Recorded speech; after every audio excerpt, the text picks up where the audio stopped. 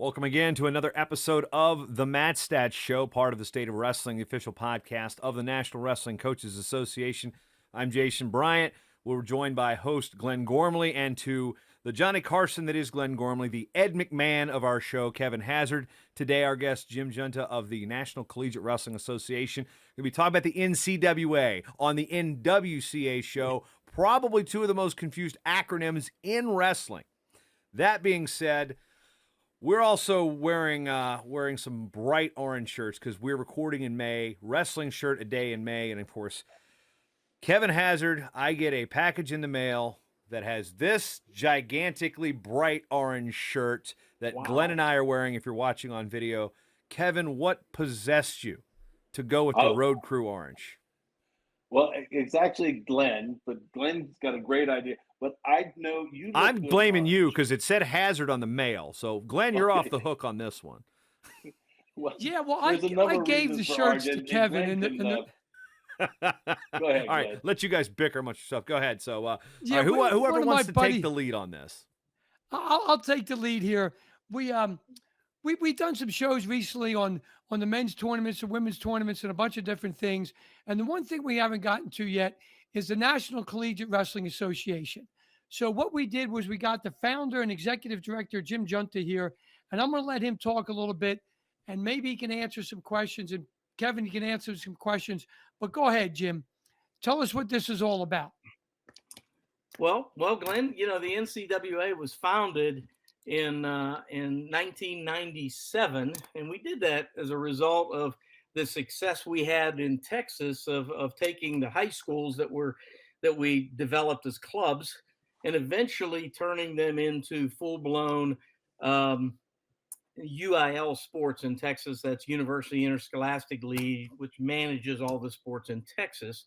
And it took a number of years for that to happen. And once we were successful getting the state to take that over, we said, now where's these kids going to go?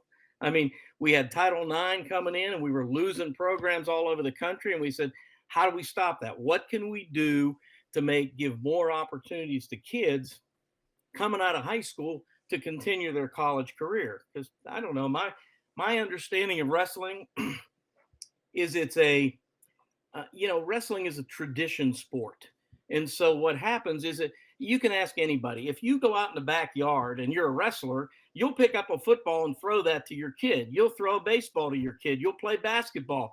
But a wrestler is going to teach wrestling. But if you're a basketball player, you ain't taking your kid out in the backyard and teaching them a double leg takedown. I mean, it doesn't happen. The way wrestling progresses it's a legacy sport. And so if we lost our coaches because our colleges stopped wrestling, it was going to die. So our objective was to build club programs and keep those growing. Yeah. Let me try to say some things and this is Glenn here, Jim. What Jim has taught me over the years of this, the NCWA is one of three governing bodies of wrestling organizations. The other two, we all know, the NCAA and the NAIA. So the question is, how many men's teams are there in the NCAA? I'm asked this question all the time. You see the slide 9.3 up there on the screen. There's currently 151 men's teams. That growth from 1998 to 2022 is 481%. Okay. Now, why did it go down from 2017 to 2022? Okay. And that's the next slide there, Jason. That what happened is Jim Giunta made a decision that you have to have a non-student as a coach. And the other thing, of course, was COVID. But Jim, jump into this, the non-student as a coach, and explain this to people. Sure. Over the years, as we developed the program, we found that students did a great job, but we were primarily probably 95% student run with presidents at schools. And the continuity of a program when a student left school because he graduated or he got a girlfriend or whatever caused him to leave the sport, the program would flounder and typically fall apart. Then it would take somebody a couple years later to come along, reestablish the program, build it back up. And this was a cycle and a pattern that we found starting at the early going. Eventually we said, look, the only way this is going to work, if we want to go to the next level, we're going to have coaches, and begin to have those coaches become more and more professional, begin to be paid, become part of the school staff, etc. And over the years, we've transitioned from primarily a student-run organization to now a non-student coached association that has grown substantially. But it did take us a step back, because when we introduced that process, we lost teams who either didn't want to have coaches or couldn't find a coach. And so coaching is critical with the NWCA as it is with the NCAA. We know that coaches are critical to the success of the organization. I got a quick question about that. You said hired by the school. Are you seeing the schools are actually hiring these, or is it more fundraising by the club itself or team itself that's creating the coaching? It's a combination. We have both. I don't think we probably have 4 or 5 full-time paid coaches by the institution. When I say that, I'm talking about coaches that are making 50, 60, 70,000 a year coaches. We have another large group of coaches that are really stipend coaches, where they're going to make $5,000 to $15,000 a year as a coaching stipend. And then we're going to get others that go out and fundraise to make up for that cost or that loss of money from the school. One of those really high paid coaches is probably the Liberty coach. He's probably our highest paid coach, and I think he does a great job. Yeah, 2 actual paid assistants, as well as an unbelievable backup by his school. So he actually, when they went from D1, they reclassified from D1 to NCWA. They went from 31 athletes to 55 athletes at the school. He was locked in because of Title IX at 31. There were more kids that wanted to come, and he was able to bring those in, and the school loves it. Yeah, because the Liberty thing Kevin brings up, we were going to touch on that later, but that's one thing where, Jim, you and I have talked about this for years, because where I sit, I sit there and I want Liberty to be competing at the Division I level, the same as for any school that's got a Division I school that has a club and a wrestling club or competing in the NCWA. I know the club is a 4-letter word with the NCWA these days, quite literally and figuratively. But again, I would, they were and again, varsity is another word that can kind of trigger some things in this discussion as well. So I want to make sure and you know what I mean here, but I want to make for those who are unaware of what's going on with the NCAA. I sit where I was like, I'd love Liberty to be back competing at the NCAA Division I championships, and I'm sure everybody that's an alum of that program will love that too. So it's that double-edged sword. Yeah, we got more kids that are going to college, getting into college, and they're having a college-like experience, because Liberty does compete in a pretty aggressive schedule. I'd say probably more Division II, Division III. They'll see D1 teams, typically not in dual meets, but their kids will have those opportunities, again, with the additional weight class, which we'll get to. But again, it's you ultimately want to see more NCAA schools, more NAIA schools come from this, is from where I sit. Yeah. Well, I agree. Yeah. I think our initial approach was always to build these. We thought was that we would build this up big enough, like it was in Texas, that we would chap the NCAA enough. There would be enough teams that they would just, they would absorb the whole thing, which is what Texas did, right? But I mean, that was a pipe dream. That's not going to work that way. It's a little more complicated. But that was the initial thought, that we could maintain these programs and eventually push them all into D1 or D2 or D3. But we, 12 years ago became our own recognized governing body, where the schools give us the same authority to regulate them as they give the NCAA to regulate them. So, you mentioned the word varsity. We do, we get our hair up a little bit on that, because it's a situation. We don't use the word simply because it's controversial. We call all of our wrestling teams. We just call them programs. We don't call them clubs. These are the wrestling programs on that institution. And because if you look up the word varsity in Webster, it's going to tell you that it's the number one team on campus that is allowed by the university to use the colors, logo, and name, and is funded by the university. That's the varsity program, if it's number one program. So we believe these programs, based on the definition, are varsity programs. I don't care if they're funded through the sport club department. We could charter a program in the chemistry department if we wanted to. The whole idea is that we have to stay out of the athletic department for teams like Iowa, Penn State, et cetera, that have a Title IX issue. We'll set these up in any department at the school that's available. And so sport club is obviously the natural place to be. But, we've just found, I've worked with Mike Moyer since he started. We started a year before Mike took over at the NWCA. And we've both worked hard to try to build programs. Mike has gone head on not against Title IX, but you know what I'm saying, Jason? Gone on Right. Said, okay, how do we comply with this? How do we work together? How do we build this thing properly? He's gone to legislatures and schools, and I've really just done an end run around Title IX and said, if I put this in any department in the school that allows equal access to men and women, it's legal under Title IX. So I can put it in the chemistry department because anybody can take chemistry. Okay. So we've just found a way to get more kids on the mat, allow them to compete with NCAA D1, D2, D3, NAIA, NJCAA, allow them to compete. And then at the end of the year, we have our own national championship, just like, D2 wrestles all year with everybody. At the end of the year, they run their own nationals. We're no different. That's exactly what we do.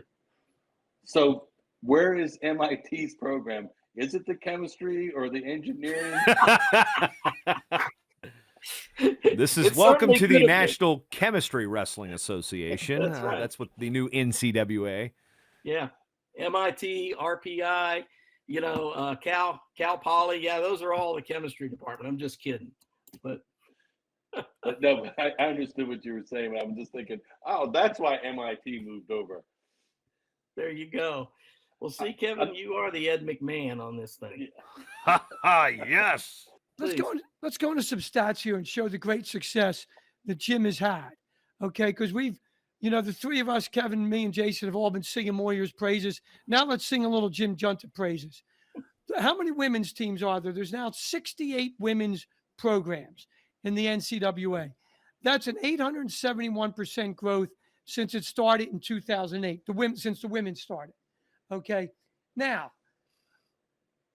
do teams from the NCAA ever go to the NCAA or NAIA? That's on slide 9-6, Jason. Okay. Right. There's been 37 teams. Jim and I did a little research on this the past month. We found 37 teams have jumped to either the NCAA, NAIA, or JUCO. 35 of them to 4-year NCAA or NAIA. That is remarkable. Okay. Let's put this in perspective here. If you go to slide 7, okay, what percentage of all current NCAA and NAIA teams come from the NCAA? 8%. It's 7% for men, 10% for women. And you go to the extreme in the NCAA Division II, it's 18%. So Jim has basically helped so much keeping this. These are not teams that start from the ground floor. These are teams that, have some experience with it. Now, if you go to the next slide, some people have asked me this question. Well, do these teams that Jim helps go from his organization to the NCAA or NAIA, do they last? Well, 91% of them are still around of the 35 that have gone. That's a damn good retention rate. Mm-hmm. I wish all of wrestling had that retention rate. Okay, so this is a lot of stuff that Jim has done to make these programs stable. And when Jim and I talked about it, this is almost 1.5 teams on the next slide, Jason. It's almost 1.5 teams per year that have moved up since Jim started his organization. The big example he gave us was Bucknell. Okay, And Bucknell has a very supportive benefactor named Bill Graham, who happened to go to the same high school as I went to. So I'm giving a shout out to Penn Charter and Bill Graham here. Okay. And he built recently a great wrestling facility at my high school, named it after Billy Stewart from Lehigh and Penn Charter. Two other schools that are currently doing it, Emory and Henry and Allen. They're both ready to be reclassified in the NCAA. So this is an example of what's going on. Another thing Jim and I talked about with all this transfer mania going on. I mean, it's happening in big time football and basketball and wrestling. I mean, we had a national champion from Penn State that transferred from Cornell, and there was plenty of other transfers up there that placed high. This NCAA is giving kids a chance to go somewhere, show their skills, and maybe transfer or maybe move. In some of these schools, Jim told me about the Big Ten programs that have an NCAA team and an NCAA team. So go ahead, Jim. Tell us some more. Well, that's exactly right. I mean, I think a lot of teams will use, and I think wisely, use the NCWA program on their campus as somewhat of a feeder program. I mean, when we founded the NCWA, I had wrestled at Penn State New Ken and when I was doing my undergrad, and I was fearful that when we started the NCWA, could we possibly do the opposite of what we were trying to do with Title IX? Could we possibly be eroding programs where somebody might say, well, we're going to drop the program and let them just go NCWA? That's the last thing we wanted. So when we founded the NCWA, for the first 6 years, the rule said you could not charter an NCWA program on the campus of a school that already had an NCAA program, because we didn't want there to be an erosion. 5 years in, I get a call from Russ Hellickson, who at the time was at Ohio State. And Russ said, hey, we want to start a club. And I said, well, I'd love to have it, but we can't. Our rules say we can't do that. And he said, I don't get it. I said, well, we don't want to erode. I explained that all to him. And he said, well, that's nuts. I said, I got kids coming here that want to come to Ohio State just because it's Ohio State. They want to be a Buckeye. They come here. I tell them, no, my cap is, I think it was 34 maybe for him at the time. My cap is at 34. You're a great kid, but I can't take you. He said they went down to Kent State or University of Ohio. 2 years later, they're on the mat kicking my butt, is what he told me. He said, if I'd have been able to have them come into the club program and told them, look, if you All-American in the club program, I'll bring you up to the D1 team, I could have had those kids. And a year later, we changed the rule, allowed that to happen. There were 3 kids at Ohio State over the next 4 years, I think, or so, that he brought up to D1 from his club program. And he allowed those kids to come in and wrestle club when they came to that school, and they were good. And then they moved up. All 3 of those kids were I say 1, 2, or 3 in our nationals before he moved them up. So a lot of teams, now I don't know that they're doing this. I've not talked to their coaches. I kind of purpose not to. The Ohio State, I'm sorry, the Iowa State program has come a long way. It looks like they've got some really good club kids. Of course, Ohio State, Penn State. I think there's been 1 kid from Penn State that moved up onto the D1 program a few years. I think that was Stossel, right? Scott Stossel, is that his name? I think that's the name. Might have been, jumps yeah. out at me. So, I mean, there's been a few, and then we've had teams like from Central Florida. One of our athletes moved in and wrestled. Was a starter for Lehigh. Went to the D1s. That'd be Santiago Martinez, if I'm not mistaken. All these names. I don't. But yes, Martinez did. So we've got a number of guys like that, and we love to see them make that transition if it's appropriate for them. Yeah, something else, Jim, that I noticed when I was doing this work. One of the things I've been getting from alumni, old wrestlers like me and Kevin's age and your age, is the big boys don't wrestle. So I looked at this, the Power 5 schools, the Pac-12, the SEC, Big 10, ACC, Big 12. So on slide 910, Jason, there are 35 Power 5 schools that have NCWA teams. Only 28 have NCAA teams. That means there's 25% more wrestling programs in gym juntas than there are in the NCAA. The only conference that doesn't hold true is the Big Ten, because the Big Ten, of course, is all 14. But this is an amazing thing that there is wrestling. If you look past, if you get the blinders off your head, there is wrestling at these big schools. I also want look to at point it, out that part of Jim's initial statement that he said was talking about coaches. There's at Bluefield in the NAI, Jason Welty didn't wrestle on the varsity team at Virginia Tech. He was on their club team at the time, and he is a NAIA head college coach right now. So there's that opportunity that, again, Wow. it builds that pool of athletes who now will double leg their kid in the backyard, and then they can do it at middle school. They can do it at high school, because we talk about the growth of Division II and Division III, where our high school coaches are coming from. This is another avenue that, again, to play with the part of one of the speaking points of the NWCA, we have to accentuate that W in this discussion, is where are our next generation of teachers and coaches coming from? This is another one of those opportunities. So, and to get back to one of the points Glenn made about the transition stuff is, and we'll talk about the parking from one division to the next, is Newberry, when they started their program, they went full NCWA first year. Basically, all right, we're getting our feet wet. We're figuring this thing out. We're going I'm going to use the air quotes here, the club route for year one. Right. And then when they hit D2, they hit the ground running. They were ahead of the game because they had already had guys that wrestled a full collegiate style season and then went through a format. And they're like, okay, well, and they helped to recruit off that success. So there are definite benefits to saying, okay, we're starting a team. We're going to go this route to ease into it. Some people in new sports will go limited schedule. Well, in wrestling, the NCWA totally checks that box as, okay, what are we going to do year one? Maybe when we're struggling with numbers, getting people in, they have that opportunity. So these are all, speaking points that are beneficial about why this organization is helpful to wrestling to all levels as well. I want to throw another stat in here to really show what's going on in wrestling as a big picture with all three of them. Jason just threw up there. This is how many schools have teams: 482 men, 173 women, for a total of 655. If you go to the programs, because as Jim and I said, some schools have both NCAA and NCAA. Okay. Right. There are 671 wrestling programs in the NCAA, NAIA, NCWA combined. Okay, that's on slide 912, Jason.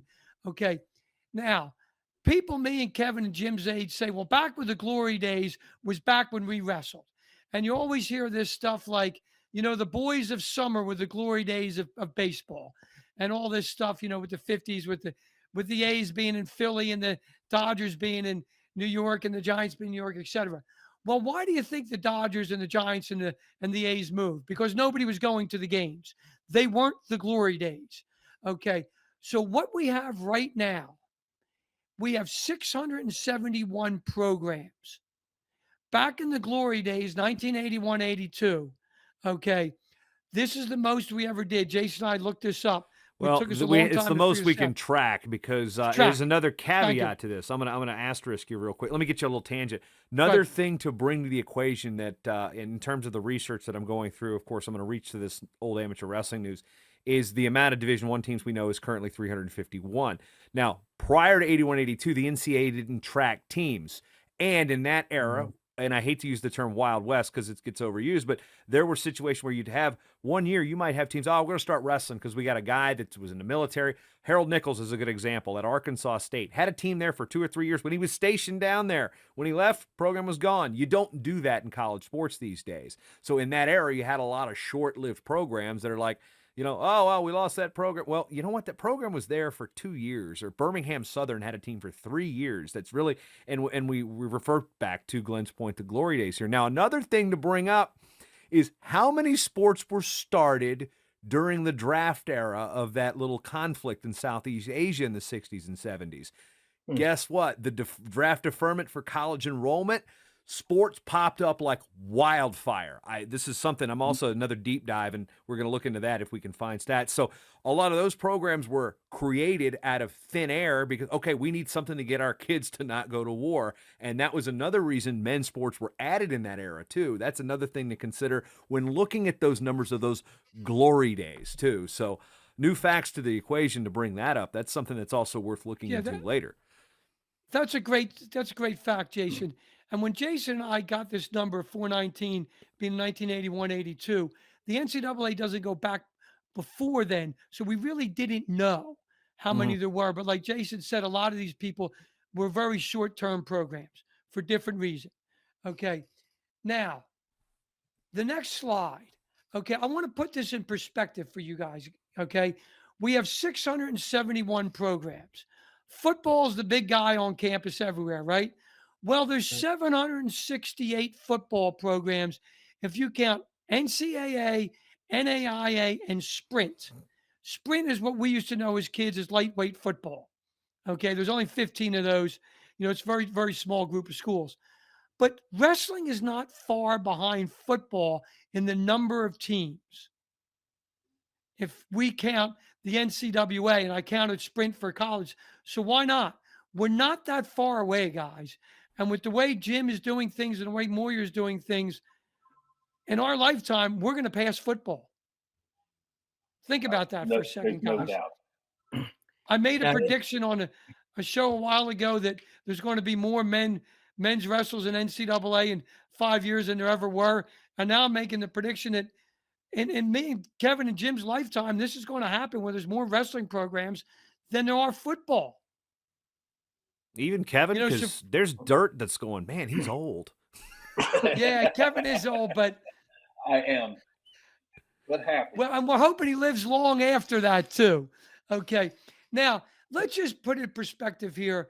I want to, sing Jim's praises a little bit more here. On slide 914, where does the NCWA rank for amount of teams? They're second behind the NCAA if you combine all NCAA divisions into one. And that is one organization. But the NCAA has more men's programs than the NCAA has in any of its division or the NAIA has. Anybody out there listening to this program, would you have guessed that? If you didn't do some research like we did into Jim's success here, I doubt the casual fan would believe that. So how does that happen with women? Okay, well, guess what? The NCAA, the next slide, okay, there's more women in the NCWA than there are NCAA in all divisions. That is staggering. Now, there are not the amount of wrestlers in the programs that they have. Okay, if you go to the next slide, the NCAA has 219 programs. That's, not quite twice what the NAIA is, and more than any single NCAA division, but not above it total. If you go to actual participants, okay, slide 917, Jace, NCWA in men is in last place in this. However, they have 14% of all male wrestlers. I want a businessman here that's listening to this show that tell me they're going to ignore 14% of their revenues. And if they do that, I coached a neurosurgeon. His brother's a bankruptcy attorney. I'm sure he'd love to talk to you if you're ignoring 14% of your revenues. Okay. As far as women are concerned, okay, it's a small number of women, but once again, it's 20% of all women wrestle at Jim's thing. Once again, contact your bankruptcy attorney if you're ignoring this. Now, you guys talk some more about this, and then I'm going to feature a new thing, which is our first ever trivia question sponsored by the NCWA MatStats. All right, so a couple things. I want to bring Jim in on a couple of these things too, because again, having worked with, everybody knows I'm from southeast portion of Virginia. It's pretty close to where William and Mary is, where both of the other co-hosts on the show is. But down there in Newport News, Virginia, is a very unique, and I've called this the most unique wrestling experience in the country because it is the Newport News Apprentice School. Its parent company has gone by several different names over the course of my lifetime. Back then, Kevin, you actually, when you were teaching at Warwick High School back in the day, what was the big industry? It was simply called the Shipyard. Now, it's been Northrop Grumman, it's been Newport News Shipbuilding. I don't even know, Huntington Ingalls. I think these are all names that it's had. Well, they have an athletics program in their apprenticeship school, which for a long time was 2 years in. Okay, you get what's equivalent to an associate's degree. You go into the yard as a supervisor. My nephew actually graduated from the apprentice school recently, and he came in, and now that's the gateway to their industry. They've had athletics since the early 1900s. They've had a football team, I think, since 1918 or 1920. Wrestling has not been that far behind. It's the second oldest sport in the institution, and it's a very dynamic, diverse group. Now, when athletic director Bill Casto came to the apprentice school, it changed something because it used to be okay. There weren't really weekend warriors, but it was like he put a real professional spin and ran the athletic department like it was Division III, and eligibility requirements and things of that nature. Now, the apprentice school is also unique because if you get in, you're an employee of the shipyard, you're in class half the year, you are working in the yard half the year, learning your trade. You will often hear junior pipe fitter from Herndon, Virginia. Like that's how they introduce them in the program. They have their trade. So the interesting thing is, though, you fail a class, guess what? You're fired. You're gone. And it's a personnel issue. So unique there. Also, they pay their athletes. You are paid employees. So this is why they're not NCAA eligible, because now this NIL brings a whole nother issue entirely. Maybe that could open the door for their membership, but they pay their athletes, so they were ineligible for postseason. So what do? Here comes the NCWA, and I believe this is the second year of this organization. The apprentice school makes their debut, and it has really made the apprentice school a known entity in the sport of wrestling. It's like, what is the apprentice school? And you get to tell this story every single time. Some of the coaches they've had over the years, Kevin Darkus has been a head coach. Keith Morlam's been a head coach. Sean Gray's been a head coach. My roommate in college, Jeff Rusak, was the head coach for a while. Bruce Shoemaker was a longtime coach in Virginia. Mike Clayton, who works at USA Wrestling. Another one, I forgot him. That's just an opportunity that where would this program compete against? Would they even exist if the NCWA didn't give them an option?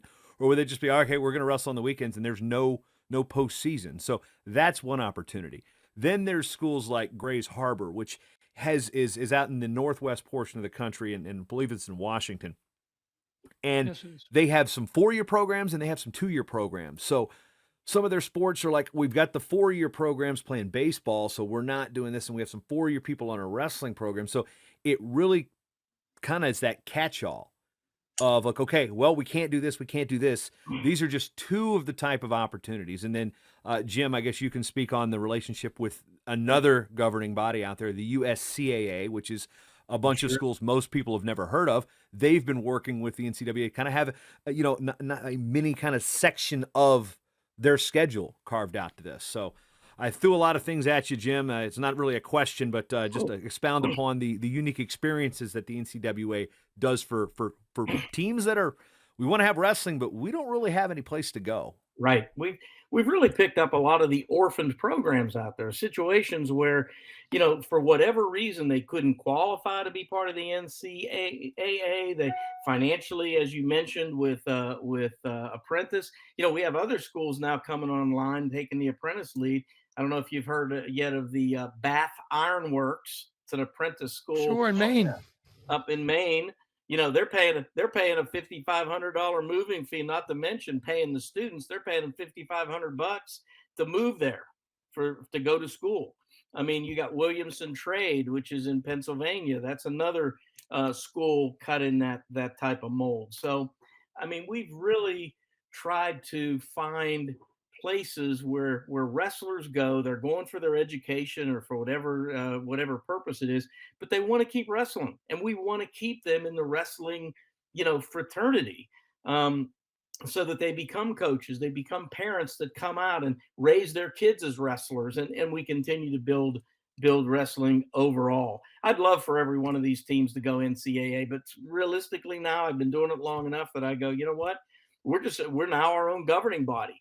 It has turned into that, and we're going to be more competitive. I mean, in the coming years, we're going to start, in the past, we've always worked with the NCAA, and we would love those guys. We'll continue to do that, or the NAI and all the rest of them.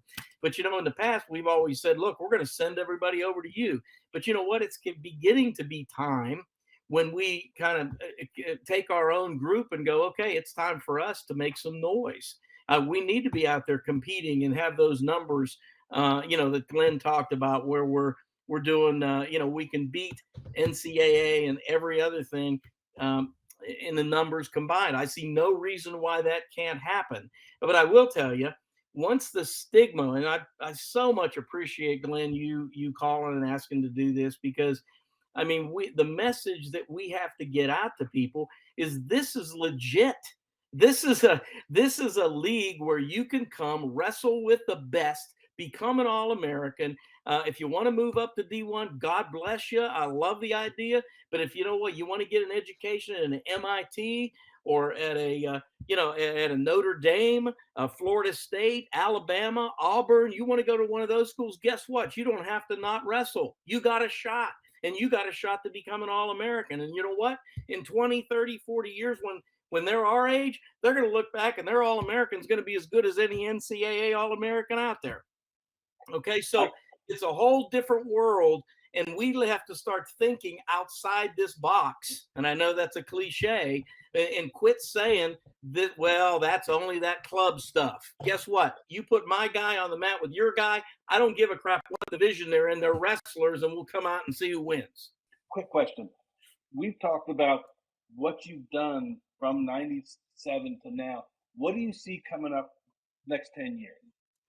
First, let me say this. I so much appreciate you guys giving me all this credit, but the reality is I started it, but I've had so many. We have thousands of people that have been involved in the association. So thank you. The association is growing. We're really in a position now to, in the next 10 years, if the NWCA, Mike Moyer, gets behind us like they're capable of doing, but like they got behind women's, like they've gotten behind other programs, if they'll do that, we'll triple and quadruple the numbers at our national championships. And people will not be second guessing, should I go to MIT if I want to wrestle? Should I go to Florida State if I want to wrestle? They'll begin to think, yep, I can do that. And if I'm good enough, I can still transfer to a D1 program if I want to. And move into that and go to that level. So I see in the next 10 years, I see absolutely no reason, put me on tape for this, that we can't have more teams and more athletes in both men's and women's than like Glenn had said, the NCAA, NAIA combined. I don't see anything that stops us. We could advertise differently. We go by the same academic rules that the NCAA does, with one exception. We do allow part-time students to compete in the NCWA. You can take fewer hours, which frankly we did so that we could allow students who were academically challenged to be able to come in and take 6 credit hours, get their grades under control, get the college experience working, and then move their hours up, and they would be able to still compete during that. But other than that, we require, frankly, a higher academic standard than the NCAA D1 requires. We require 2.0 at day one. They don't work into it by the time they're a senior. So I see things in the future getting nothing but bigger, Kevin, really. There's 3 things I also want to bring up. One of which is, so unfortunately you guys did hit the newspapers for what was, as I say, a widely misreported and misrepresented situation involving women's wrestling. And, some people looked at that.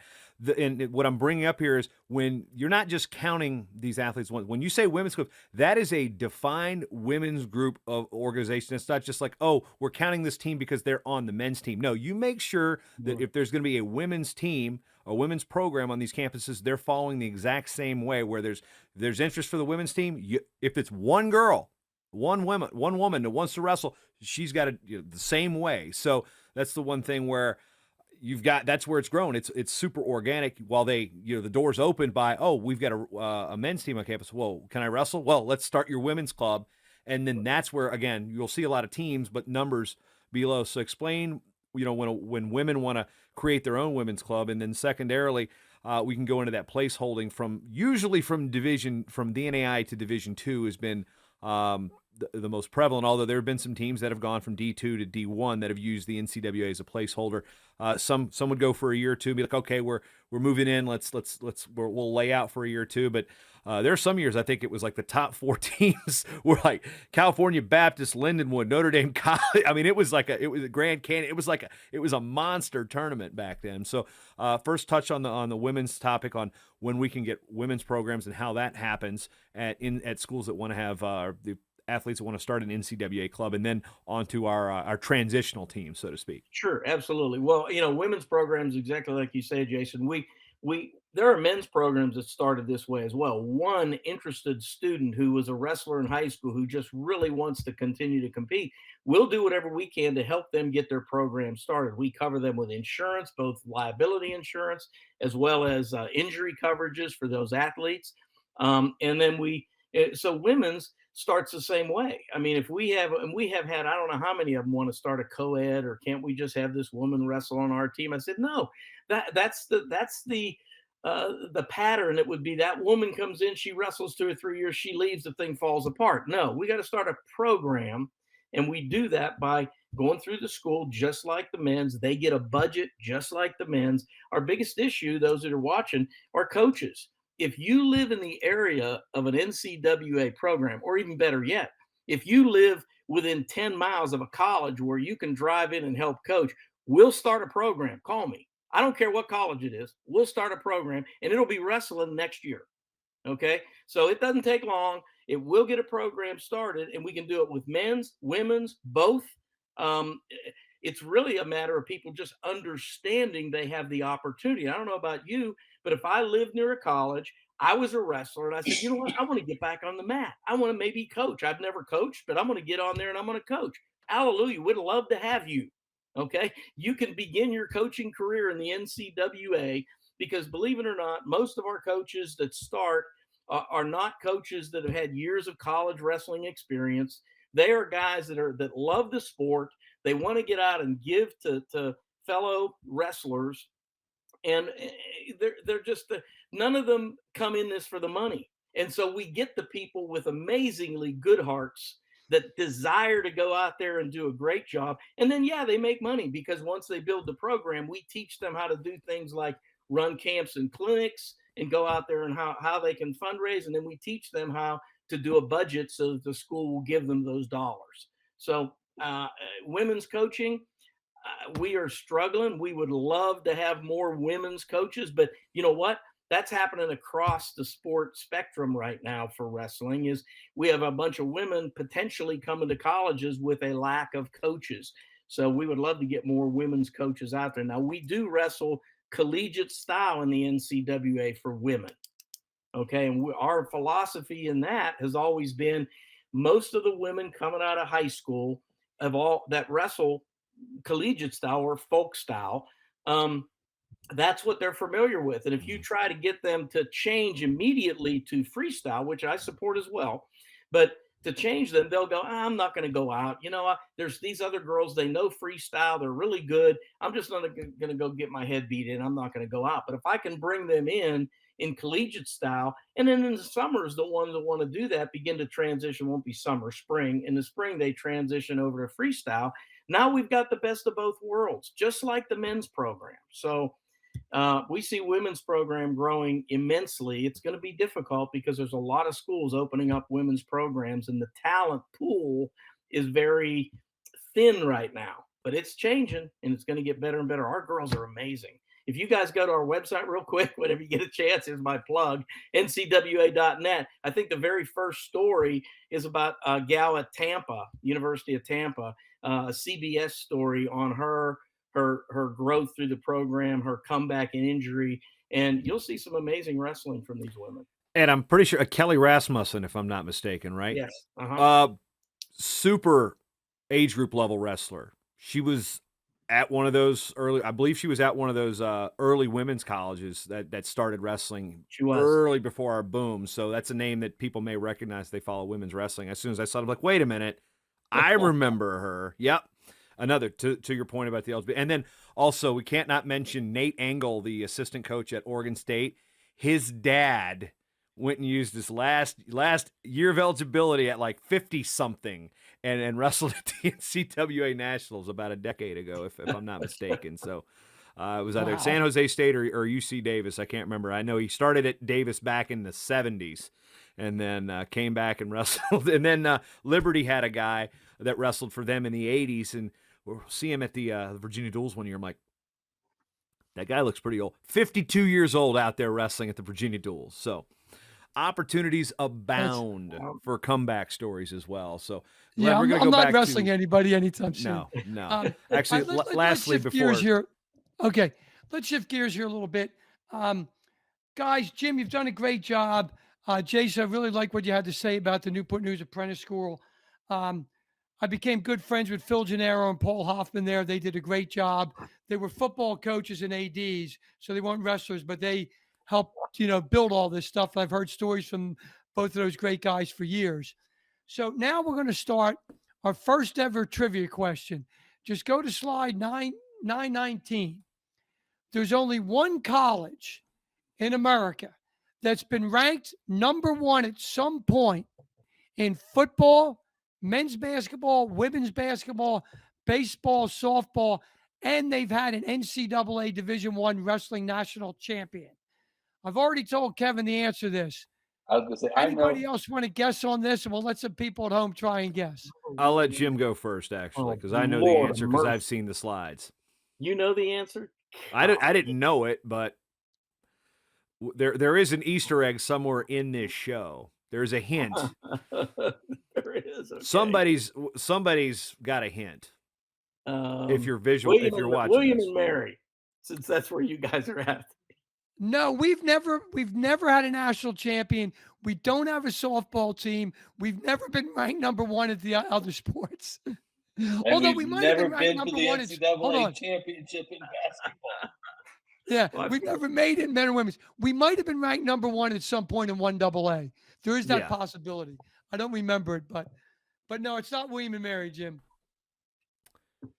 All right, we ready to click Jason, it? Jason, you can tell the answer. God, if I hear this flipping song one more time, here we go. Oh, the Vols, Tennessee. The answer is the Tennessee Vols. That's all you're getting. And let's give a shout out, of course, to the one wrestling champion the Vols had, Chris Edmonds. He won at 167 in 1985, beat Capone from Hofstra that year in the finals. Texas also was ranked number one in all the other things.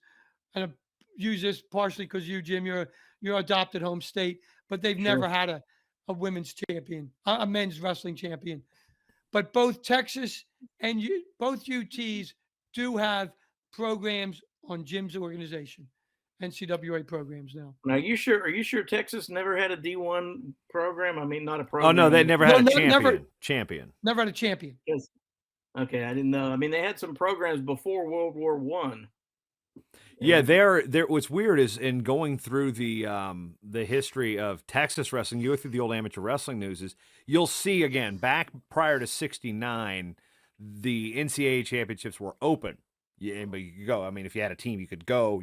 It's pay your way. I mean, you hear the stories about, I think it was Pete Maringer had to hitchhike or couldn't go because Kansas State wasn't going to pay for him to go or something.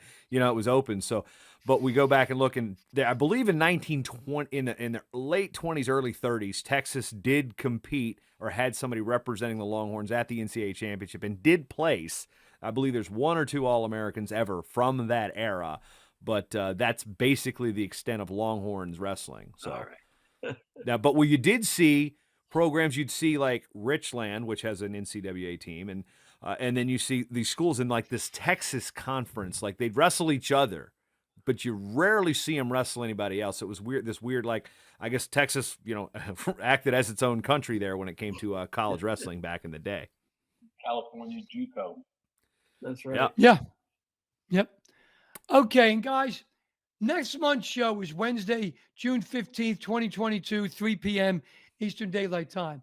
It's going to be a different type of topic. It's going to have some stats in it.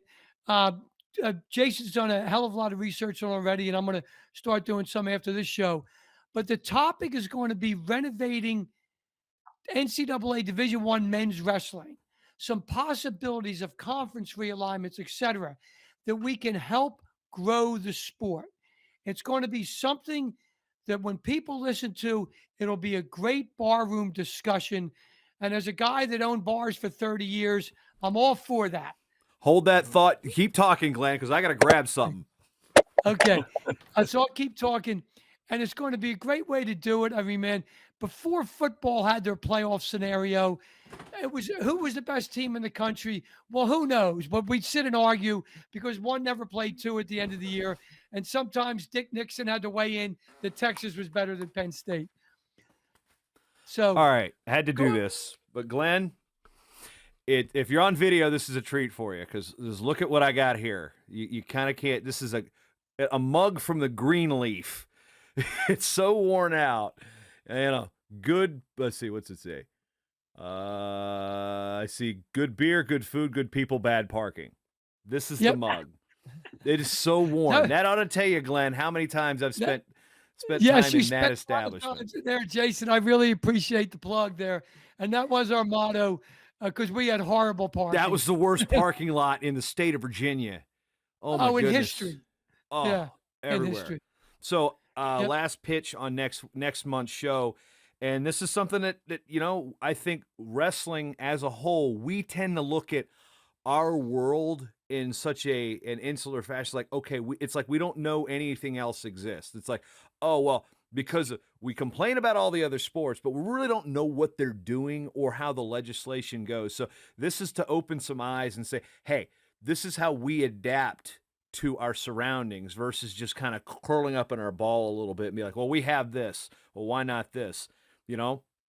There's things we can't do as a sport because guess what? There's 90 NCAA championships, and you can't just change one rule and have everything else be, oh, well, they're not going to do that because everybody's watching each other. So that's something to consider. Yeah, this is going to be a barroom discussion. Half of you are going to think I'm freaking crazy because this is my brainchild here. And another thing, a couple of you are going to think I'm going to commit wrestling heresy on this next episode. So there's your plant. So June, be sure to look out because this might be well received, and I might be getting like, you are freaking crazy. So that's what we're going to get into. Thank you very much, guys. And I just want to close the show on behalf of Jim Giunta, Jason Bryant, Kevin Hazard. I'm Glenn Gormley. Thanks for tuning in to MatStats. See you next month.